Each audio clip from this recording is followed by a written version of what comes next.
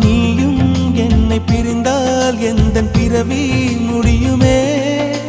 மீண்டும் வந்து சேர்ந்தால் மறுபிறவி தொடருமே.